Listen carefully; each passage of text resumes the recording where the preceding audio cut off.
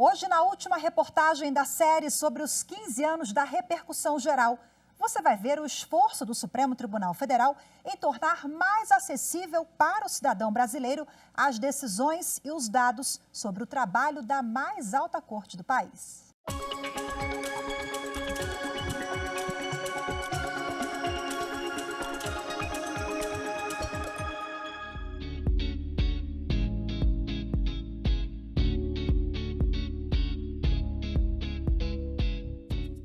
Mudanças no Código de Processo Civil e no regimento interno do Supremo Tribunal Federal contribuíram para a evolução do Instituto da Repercussão Geral.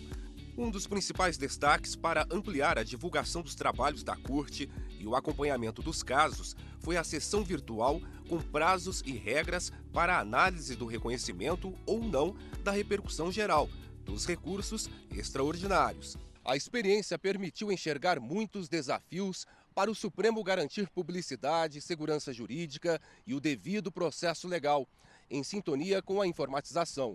Em meio à pandemia de Covid-19, o sistema virtual ganhou ainda mais visibilidade e o Judiciário se esforçou bastante para isso. Os relatórios que eu entrego a este Parlamento demonstram cabalmente que o Poder Judiciário brasileiro se reinventou para continuar garantindo o acesso à justiça e assegurando os direitos fundamentais da população afetada pela pandemia. A página principal do STF, por exemplo, traz uma aba específica sobre repercussão geral. Qualquer cidadão pode acessar uma série de títulos e informações: pesquisa avançada, teses de repercussão geral, plenário virtual, suspensão nacional, repercussão geral em pauta com periódicos atualizados, representativos da controvérsia, informações consolidadas.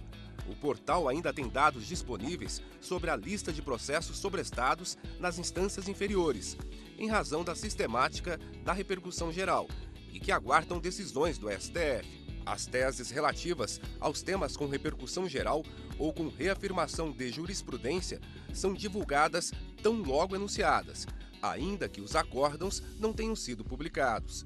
O mesmo ocorre com os temas sem repercussão geral. O Judiciário precisou passar por essa transformação, começar a se pronunciar de maneira mais clara, começou a ter que se pronunciar de maneira mais precisa, eliminando palavras desnecessárias, como acontece na lei. Existe um brocado latino que diz que a lei não contém palavras desnecessárias. O juiz precisou aprender a fazer isso, e isso, claro, começa com o Supremo Tribunal Federal. A instalação de núcleos de repercussão geral de recursos repetitivos nos tribunais veio após a resolução aprovada pelo Conselho Nacional de Justiça em 2010. A proposta foi apresentada por Bruno Dantas, hoje ministro do TCU, mas na época conselheiro do CNJ. O CNJ determinou que todos os tribunais do Brasil constituíssem núcleos com servidores efetivos. Para quê? Para impedir que a alternância, a rotatividade de presidentes alterasse o critério de exame. Reuniões e cursos com servidores que atuam diretamente no processamento do recurso extraordinário e no enquadramento em temas de repercussão geral ajudaram a aprimorar o fluxo dos processos. Na hora que o Supremo fala que vai julgar a questão, ou seja, reconhece a repercussão geral de uma questão, há atividade de sobrestamento de processo, paralisação de processos. Mas a paralisação desses processos precisa ser analisada pela equipe dos tribunais de origem. Então eles analisam, determinam o sobrestamento. Depois que a aplicação, o julgamento da tese aqui no Supremo, a fixação da tese, há a replicação dessa tese em todos os processos sobrestados. Ou seja, o Supremo fixou uma tese, não vamos mandar esses processos para o Supremo, vamos aplicar aqui. Então imagine o ganho de celeridade nisso. O projeto Cestas Inteligentes, com encontros virtuais durante a pandemia, fortaleceu os núcleos de gerenciamento de precedentes, para trazer mais racionalidade ao sistema judicial. A publicação Repercussão Geral pela Secretaria de Altos Estudos, Pesquisas e Gestão da Informação do Supremo foi mais uma iniciativa para ampliar o volume de material sobre o tema. Alexandre Freire acompanhou cada passo dos avanços e das dificuldades da história da repercussão geral. Ele, o ministro do Supremo, Luiz Fux, e o ministro do TCU, Bruno Dantas, em 2014, lançaram o livro Repercussão Geral da Questão Constitucional. Na época, avaliaram os 10 anos de prática da repercussão geral. Agora, o foco está na atualização da obra sobre os 15 anos de implementação do Instituto. O que de lá para cá nós experimentamos de inovação? Por quê? Nós tivemos um novo Código de Processo Civil que impacta a sistemática da repercussão geral. Nós tivemos inovações no regimento interno do Supremo Tribunal Federal. Nós tivemos também uma construção jurisprudencial da própria repercussão geral, ou seja, os ministros, examinando o tema, passaram a dar contornos próprios à repercussão geral. Então, tudo isso exige uma reflexão. Um levantamento inédito vai permitir apurar números da repercussão geral.